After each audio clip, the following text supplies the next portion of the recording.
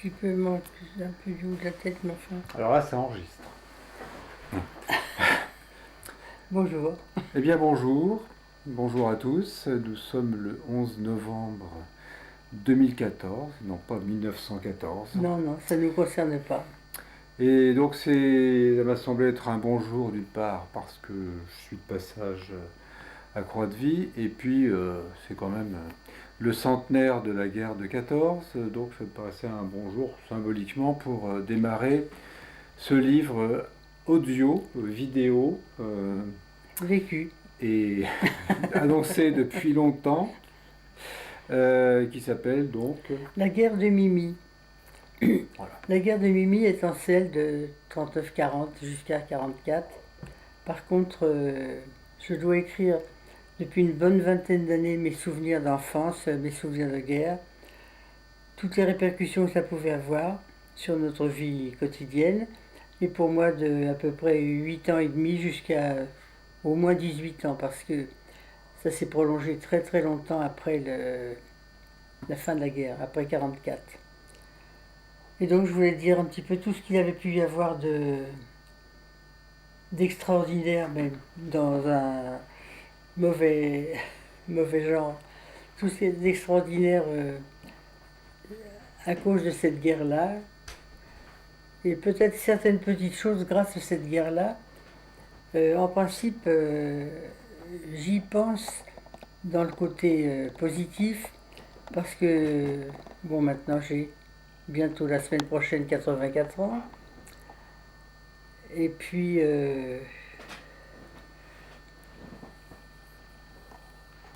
Il n'y a pas que des mauvais souvenirs, c'est ça que tu veux dire? il n'y a pas que des mauvais souvenirs, il y a du positif. Et en fait, le positif, c'est que tous les gens qui ont, enfin, autour de mon âge maintenant, c'est-à-dire entre 75 et 95 ans, voilà, donc les vieux gamins, sont des gens qui vivent maintenant beaucoup plus vieux qu'avant, que la génération d'avant, du fait de toutes les privations qu'on a pu avoir, de tous les manques au cours d'une adolescence, enfin d'une croissance, il manquait de tout. Il manquait de. Tout était rationné, mais au plus serré. Il fallait de. Il y avait des tickets pour tout. Des tickets pour le lait, des tickets pour le pain, des tickets pour le chocolat, n'en parlons pas, il n'y avait pas de chocolat. Il n'y avait plus rien de tout. Toutes les friandises, les pâtisseries, il n'y en avait plus parce qu'il fallait avoir de la farine, du lait, des œufs et tout, que tout était très très compté. Enfin bon, ça s'est répercuté dans la vie courante. Également, ça s'est répercuté dans la vie scolaire. Par exemple, il y avait des... Maintenant, bon, ben, quand je vois des feuilles de papier blanc, je peux pas, je les pose, je les range dans un endroit, mais je peux pas jeter du papier où on peut encore écrire dessus, hein. J'ai gardé ce réflexe-là, et parce que quand on était à l'école, quand c'était d'ailleurs dans une école, parce que la plupart des écoles étaient occupées par les Allemands, et donc nous on était envoyés dans des ateliers de menuiserie, à la sous-préfecture de Mantes-la-Jolie. Ça, c'était pas le plus mal. C'était très joli, il y avait un beau parc et tout. Bon, ça, c'était une bonne période. Et puis, par contre, on manquait de tout au point de vue fourniture. Donc, il n'y avait plus de papier, alors plus du tout de cahier. Alors, quand on avait un cahier, je sais pas, on devait avoir 3 cahiers pour l'ensemble de l'année. Donc on écrivait au crayon, dans les marges à droite, à gauche, en haut et en bas, on tirait des lignes partout, partout, pour utiliser au maximum. On écrivait sur les couvertures, et on écrivait au crayon à papier. Et en fait, après, quand on avait fini le cahier, d'un bout à l'autre, on gommait tout et on réécrivait sur ce qu'on avait déjà utilisé. D'abord, on va faire pareil avec la vidéo. On va revenir en arrière, on va tout effacer. Non, je plaisante, hein, je fais juste une petite pause. Enfin, je sais pas si ça va comme ça, mais Parce que je vois que j'ai laissé des indications, là je vais les retirer. ça. Voilà. Donc, moi pour cette interruption. Voilà, j'ai retiré l'indication de la date, on a bien compris qu'on était le 11 novembre, donc c'est pas la peine que ça s'affiche en permanence. Ah oui, Voilà. Donc là, on en était à la pénurie, en fait, et aux économies. Alors, tu vas parler à la fois du fait que les gens mangeaient moins, et tu considères que c'est une explication à la longévité, finalement, de cette génération-là, du qui fait mangeaient qu'ils étaient... moins, qui buvaient moins, qu'il n'y avait pas de sucre, il n'y avait pas de... Enfin, rien de tout ce qui est difficile Alors, c'est vrai qu'il à n'y avait pas, supprimer maintenant. il y a pas beaucoup d'alcool et pas beaucoup de tabac non plus. Le tabac, je ne sais pas, j'ai jamais fumé. Ouais, Mais enfin, je pendant la sais, guerre, mon père ne fumait pas, donc c'était rationné aussi, de toute façon. je pense que oui, mais ça ne Mm. nous a jamais concernés, Mm. dans ma famille, Ouais. dans ma proche famille. Et l'alcool, c'était rationné aussi. Oh oui, il fallait déjà en trouver, je crois. Mm. Ça, j'étais une petite fille, donc ça ne me Mm. concernait pas encore. Mais même si maintenant c'est Mm. avec modération. Parce qu'on entend dire que finalement, quand il y a des carences alimentaires, ça nuit finalement À la à la longévité, fois à la croissance et à la longévité. oui. Donc tu dis le contraire en fait. Tu dis finalement, il n'y a pas eu vraiment de carence. C'est juste que c'était des, Il n'y a pas eu de carence pour moi il y parce avait un que, peu de tout, pas beaucoup, mais un petit peu quand même. C'était relativement équilibré oui, finalement. parce que dans ma famille, il y avait une grande maison que mon père venait de finir de construire, de faire construire en 36. On l'habitait donc en 38-39 pour la déclaration de guerre. Mais il y avait un très grand jardin, il y avait un poulailler, il y avait des lapins, des poules, des œufs, donc beaucoup de choses quand même. Et on a même eu à une époque un cochon, et on avait fait bâtir un petit appentis pour le cochon. Et pendant 6 mois, nous, on avait le cochon et des amis un ami de mon père les élevait. On faisait 6 mois, 6 mois, quoi. Et quand on tuait le cochon, on partageait. Donc on avait, je ne sais plus combien de temps ça vivait, un cochon, mais enfin, on avait quand même un petit peu. Alors on mettait ça, le cochon, dans des saloirs et on le mettait à saler. Puis après, pour l'utiliser, on dessalait les morceaux.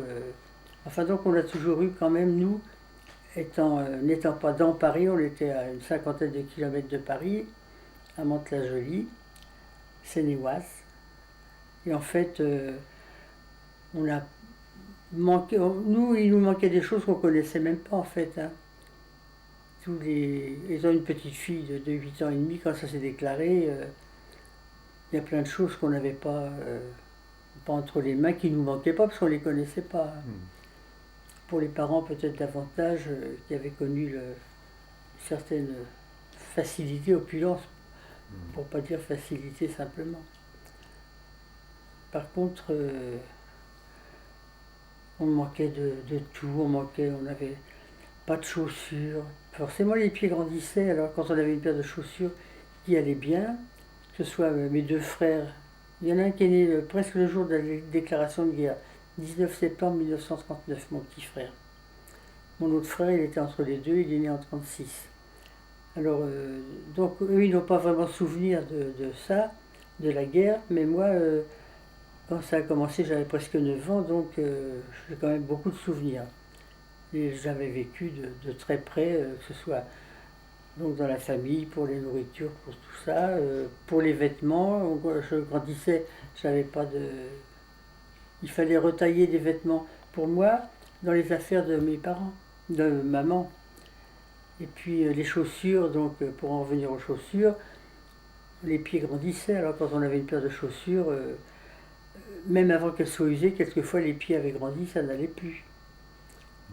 Alors il y avait des chaussures avec des semelles de bois. Alors on avait des fois des sabots, bien que n'étant pas des paysans. On avait des sabots, on avait des chaussures avec des semelles en bois. Euh, comment ça peut s'appeler enfin scié, qui pouvait se plier parce que le bois était coupé à droite et à gauche comme ça. Enfin, je sais pas comment expliquer ça. D'accord, un bois quand même pas rigide, Non, pas permettait de rigide. marcher quand Oui, même. oui, qui tue assez facilement, mais enfin, oui. Mhm. Oui. Les semelles en bois qui cassent.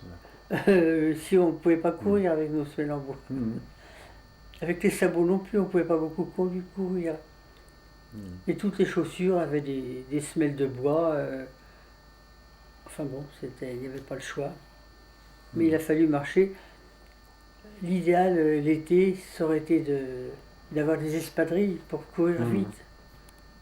Mais on n'avait pas des espadrilles avec des semelles de bois, parce qu'ils n'avaient pas pensé à les inventer, mais des espadrilles En corde, avec, oui, puis les semelles en moquette. On avait fait en feutrine. de la Non. moquette qu'on Ok. découpait. Ah ouais. Enfin oui, si on avait des morceaux de moquette à la maison, Mhm. comme ça, quelque chose qui isole un peu du sol, mais Mhm.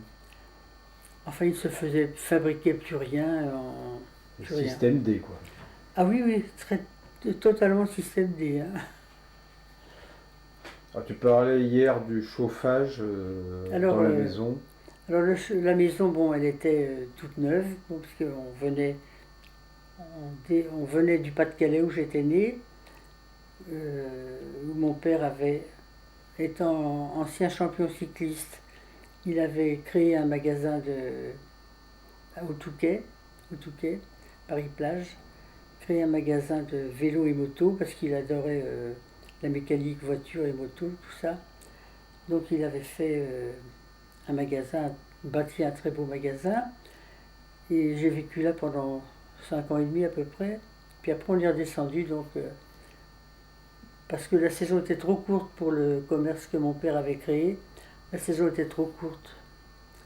L'été durait 2 mois et on ne pouvait pas faire fonctionner le magasin à fond pendant 2 mois. Non, ça ne suffisait pas pour tenir toute l'année.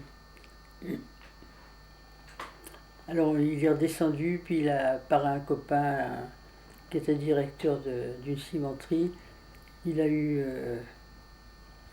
une situation d'un bon niveau dans une autre cimenterie. Voilà, les ciments Lafarge. Et on est resté donc à Mantes, enfin à côté de Mantes, pendant,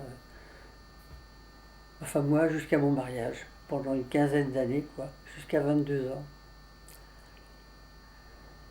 Alors, Avec parenthèse de l'exode.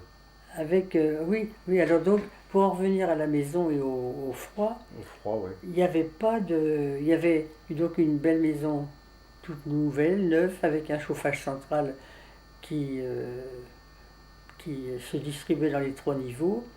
Donc la maison a été construite juste La avant la maison, guerre. juste avant-guerre, a été finie en 37, je pense, à peu près, dans ces Mhm. eaux-là. Et puis, donc il y avait un beau chauffage central, tout neuf, mais pas de charbon à mettre dedans.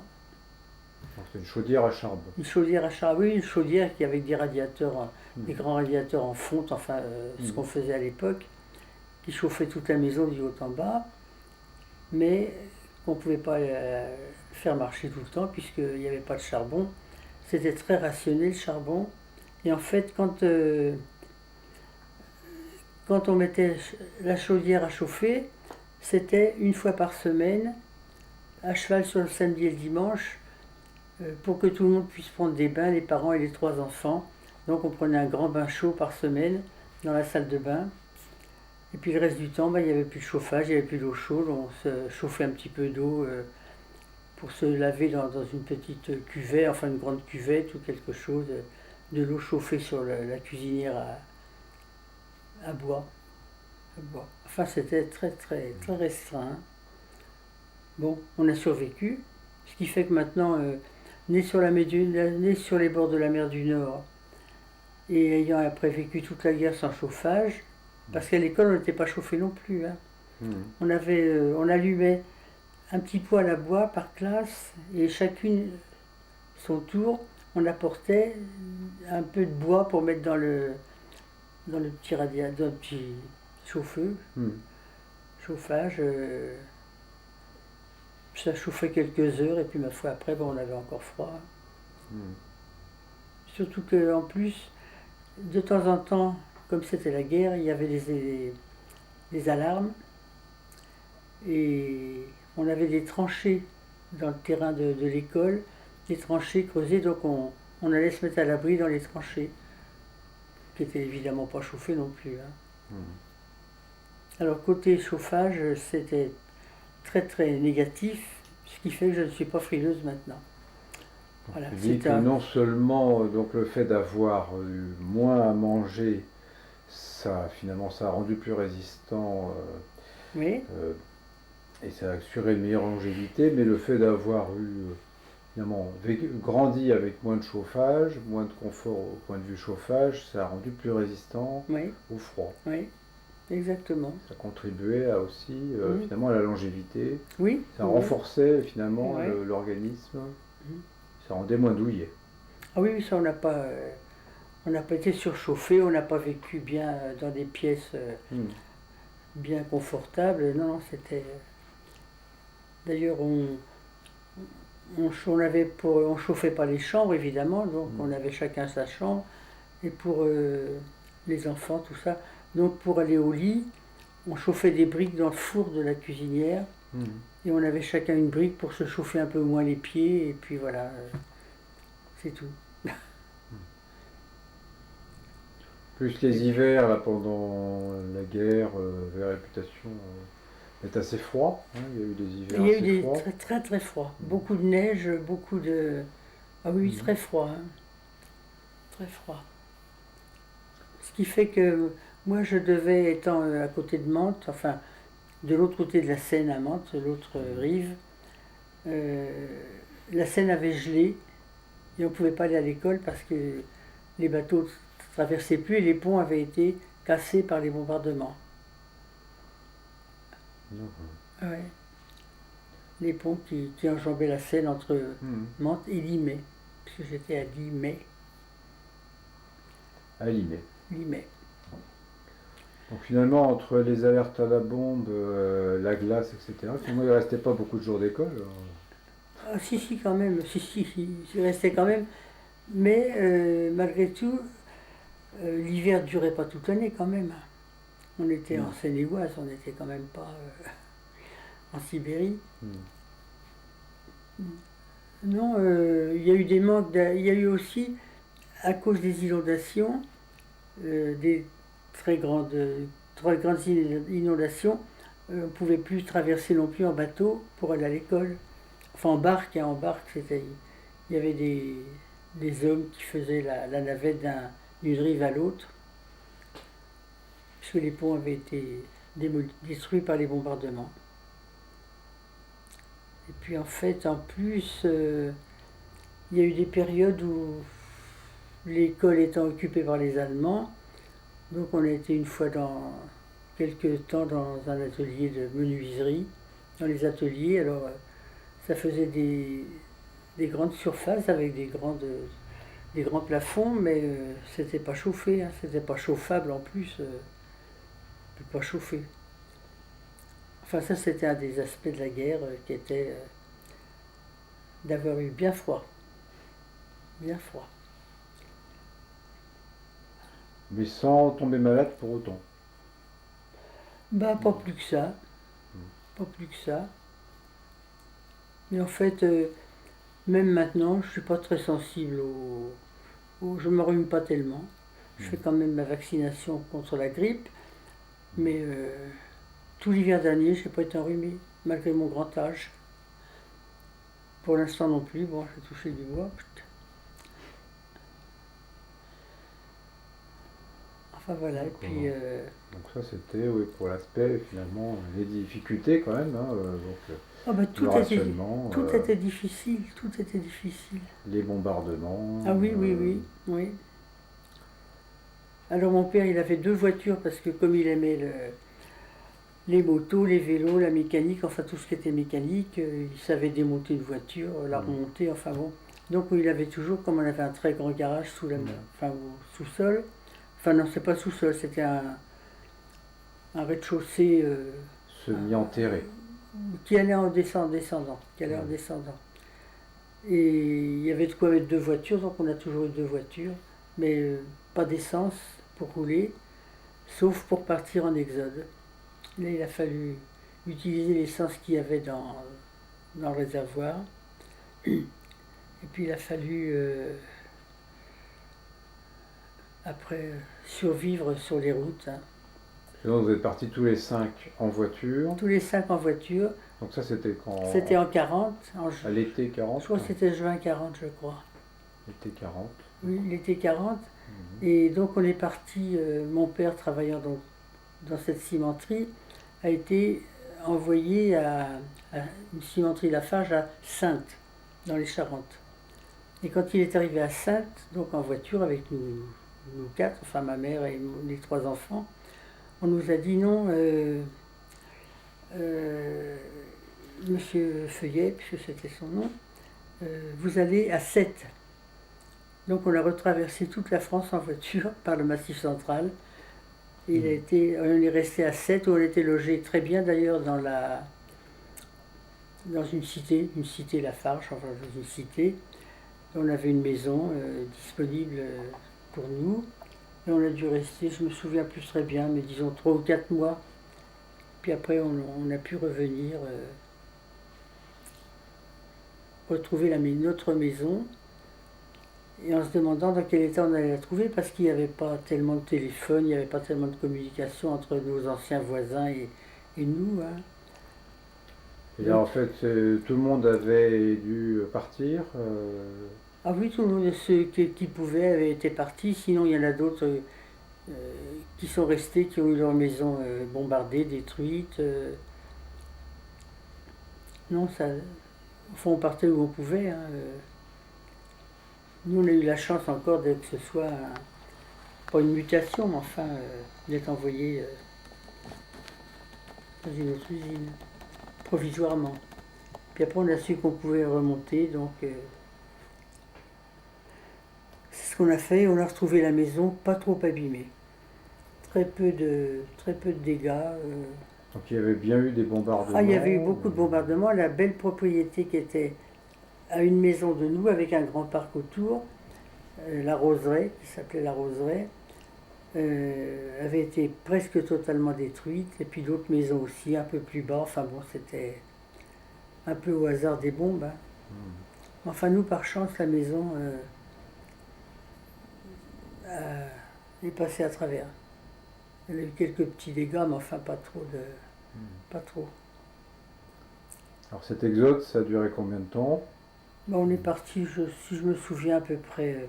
Alors sur les routes, bon, on allait vers le sud, bien sûr.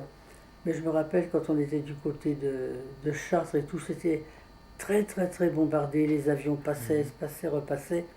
Et on sautait de la voiture et on allait dans les fossés, on allait se mettre dans les fossés.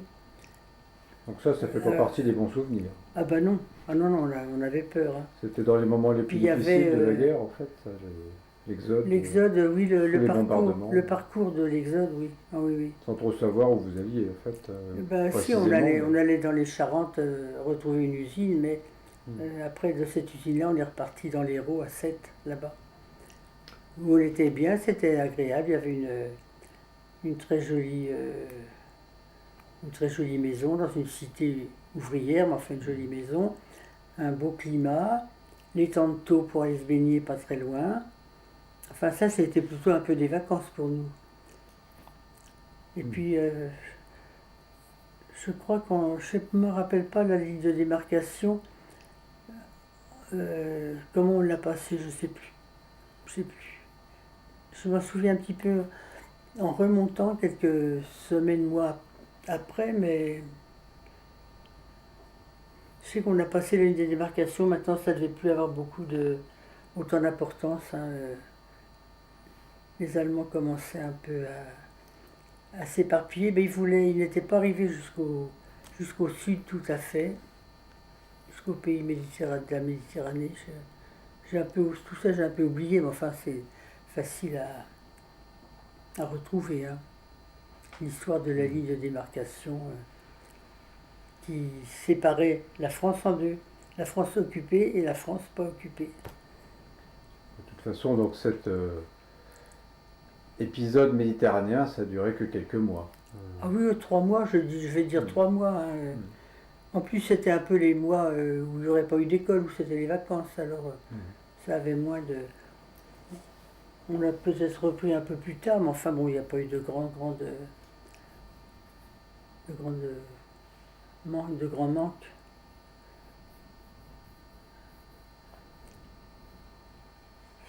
Puis l'école, bon ben, occupée par les Allemands, donc je ne sais plus quand on les a retrouvés longtemps après les écoles. On a été pendant 4 ans, comme je disais, d'un lieu dans un autre, un atelier de menuiserie, la sous-préfecture de Mantes, donc dans une très belle propriété. Et puis on a été aussi dans des petites écoles privées, enfin, puis on était éparpillés, on n'était même pas tous, toutes les classes de l'école n'étaient pas toutes au même endroit. C'était un peu éparpillé, enfin bon. Il y avait toujours des enseignants. Il y avait des enseignants, oui, il y avait des enseignants qui nous suivaient, qui ne pouvaient pas toujours enseigner facilement.